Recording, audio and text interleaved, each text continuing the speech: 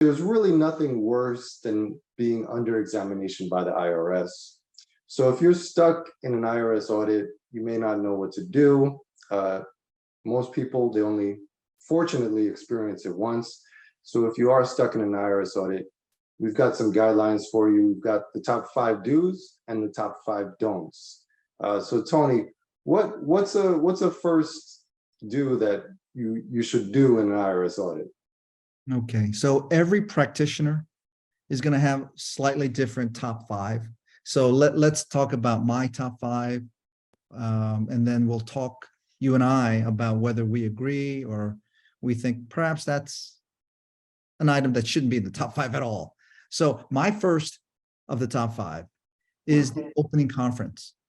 So at the very beginning of an audit, the agent is going to say, hey, I'd like the taxpayer to come in. I'd like the representative, if there's one, to come in.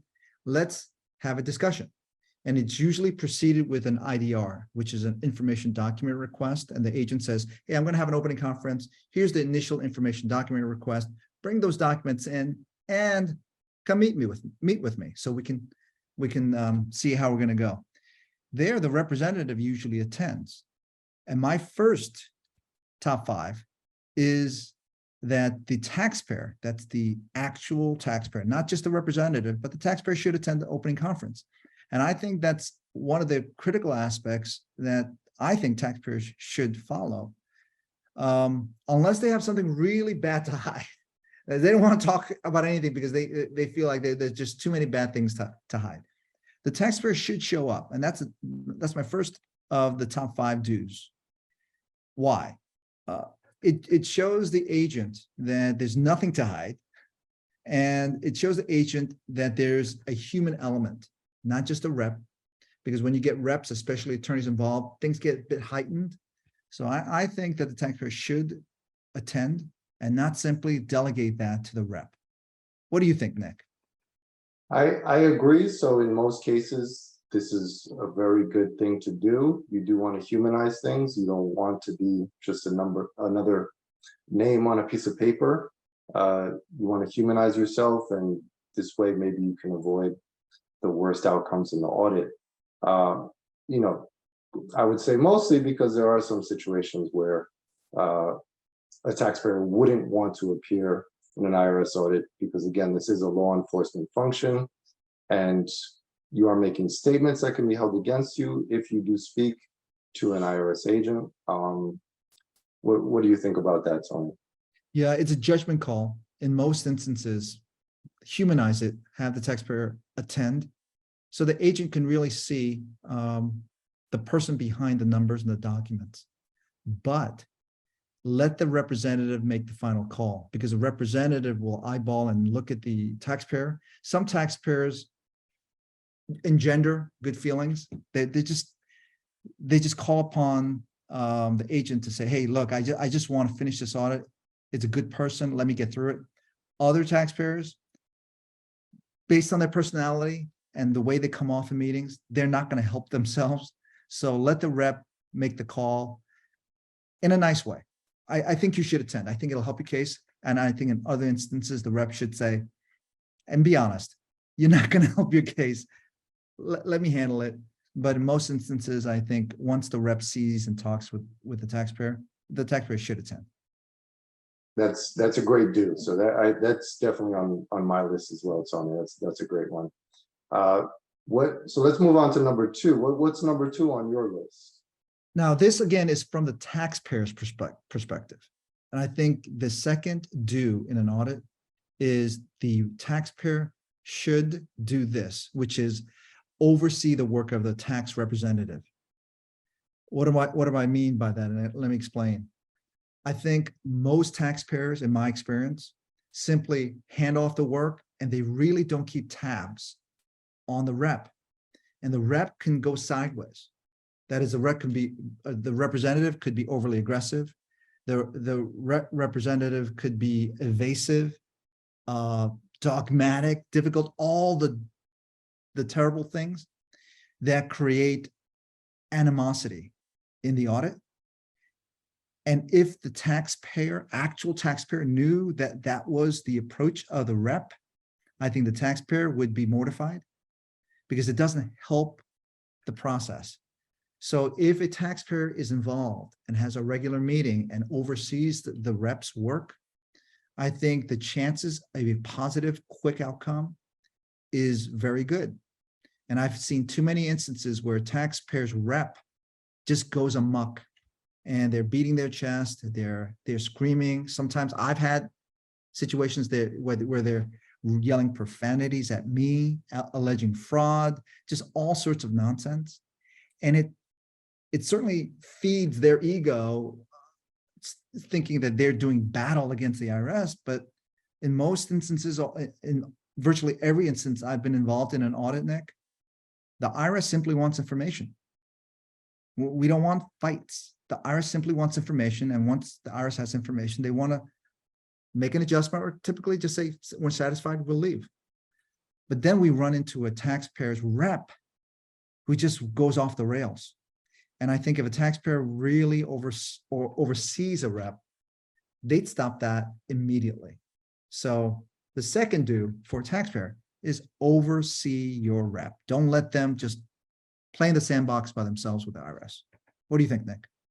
I think those are all great points, and I think this kind of blends in with a later do, which is you have to be very careful about who you hire, because sometimes your rep can actually hurt you in cases. So as Tony was saying, you do want to have a good relationship with the IRS when you are under examination.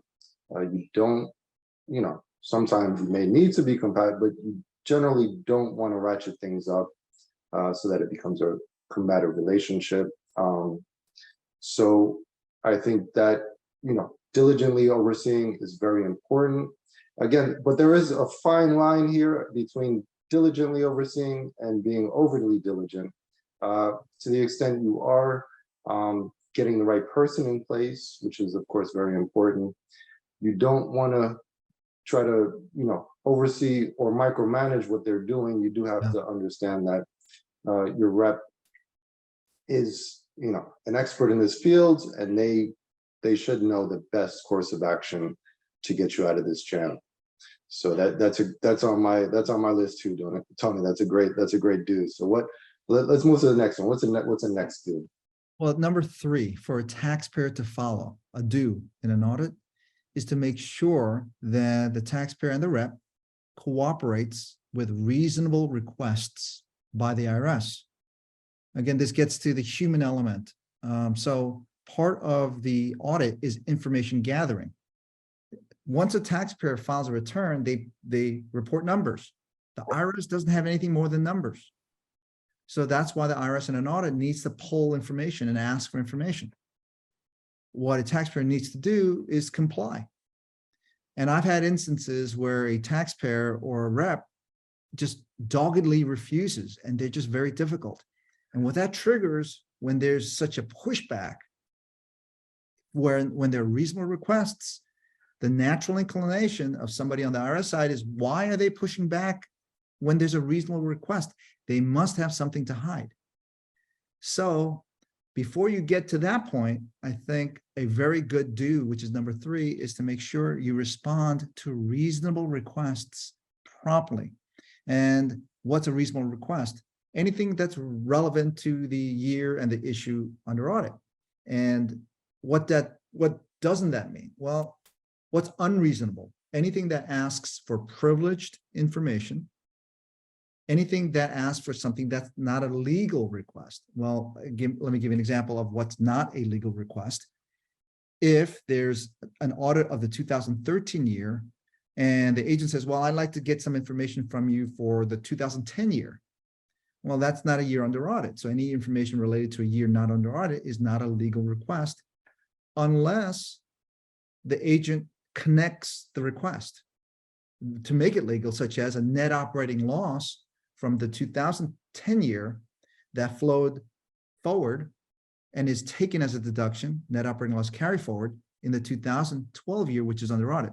So unless there's some connection that it's legal and it's not for privileged information, then it's reasonable. And if it's reasonable, there should be a quick production so that the IRS is satisfied, there's cooperation, And there's no sense that you're trying to hide something from the IRS or be difficult just to be difficult. So I think that's a great third item as what should be done in an audit. What do you think, Nick?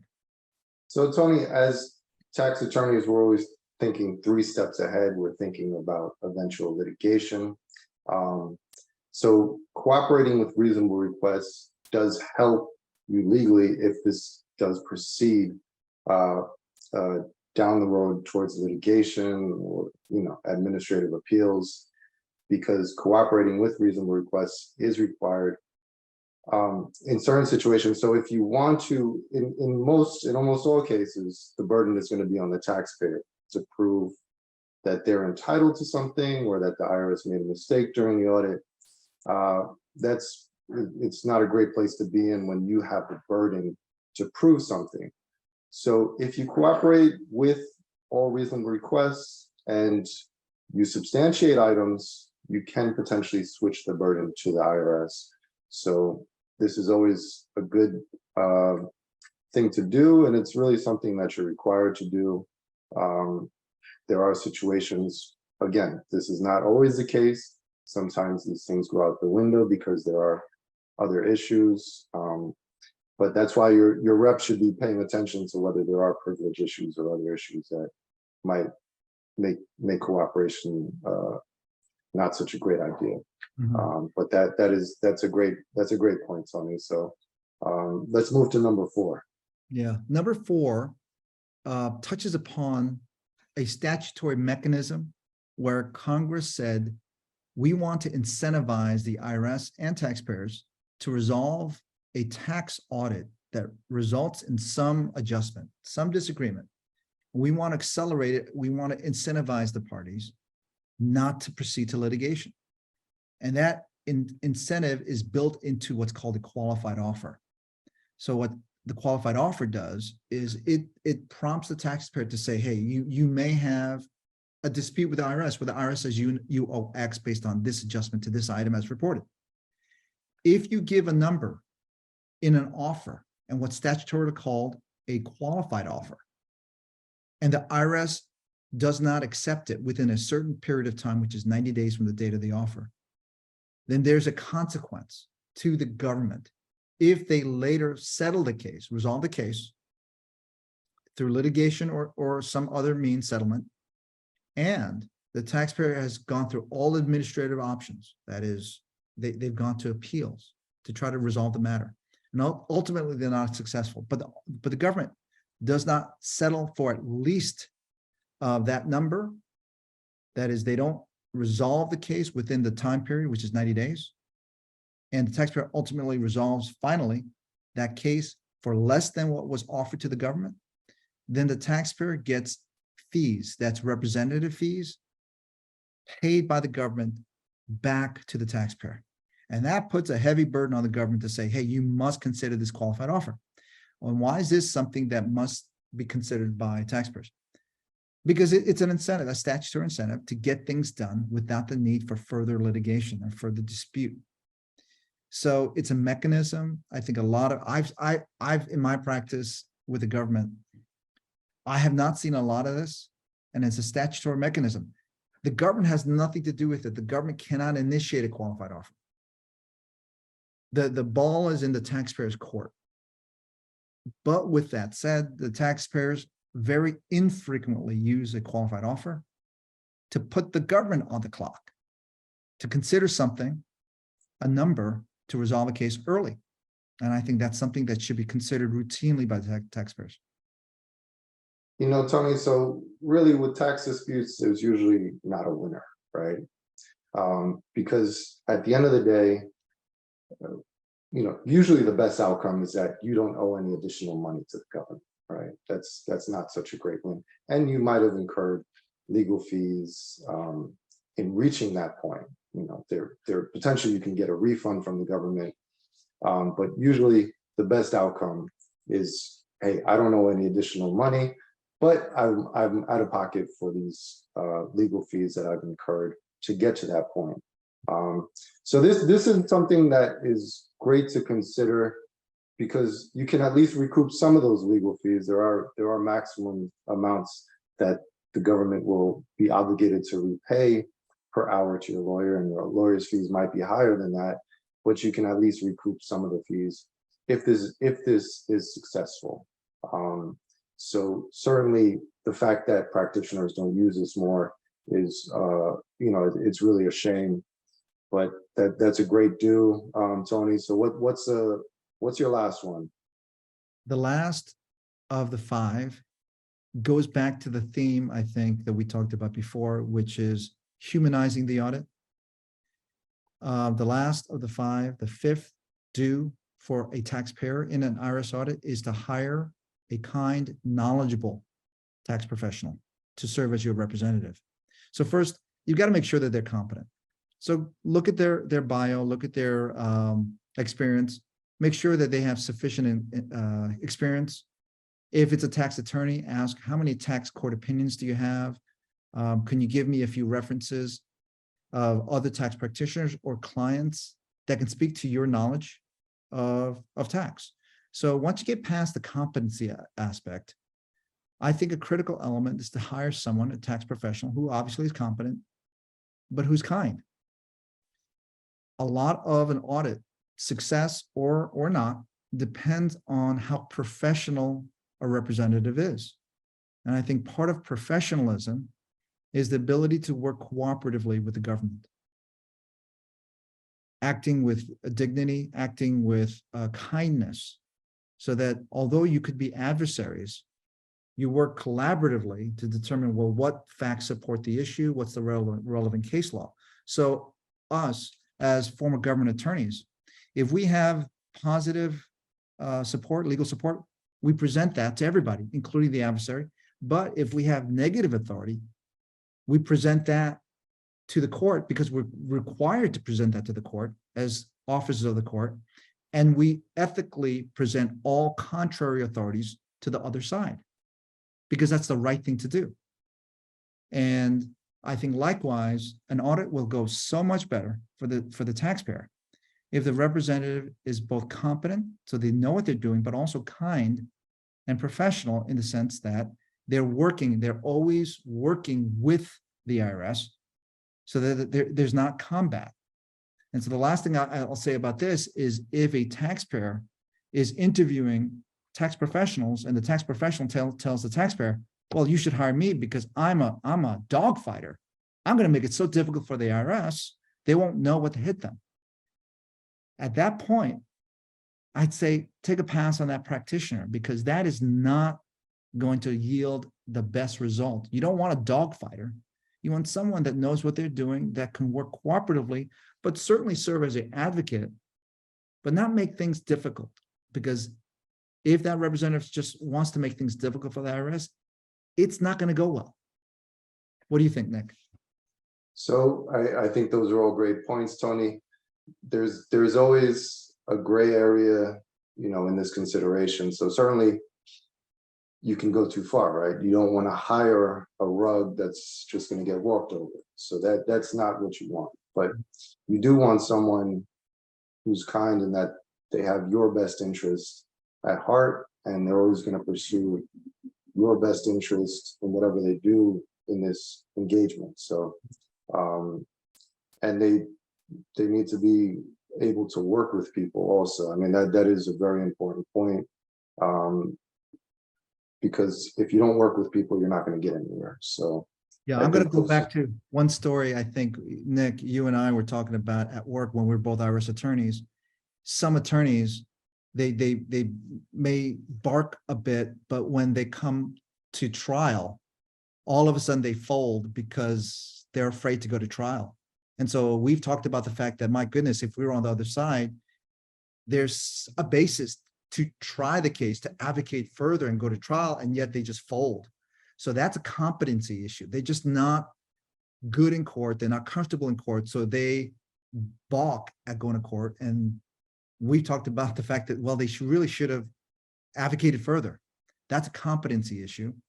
I've never had an instance where a professional, kind representative wasn't effective, because the government counsel, we want to help, we want to get to the right result. So if you have somebody that's competent and kind, you work together to figure out, well, what's the right result? Not how am I going to win for the government? You want to work together to figure out what's the right result. Let's work jointly to figure out what the law is. Where's the guidance? But it's very hard to do that where beyond competency, where you have a representative that all they do is they just want to be difficult. Well, it's very hard to be collaborative when the other side doesn't want to be. I agree 100%, Tony. That's a great point. So I think those really hit a lot of good points on what to do during an audit. I think next time let's talk about the top 5 don'ts. So we'll do that in the next video. All right, great.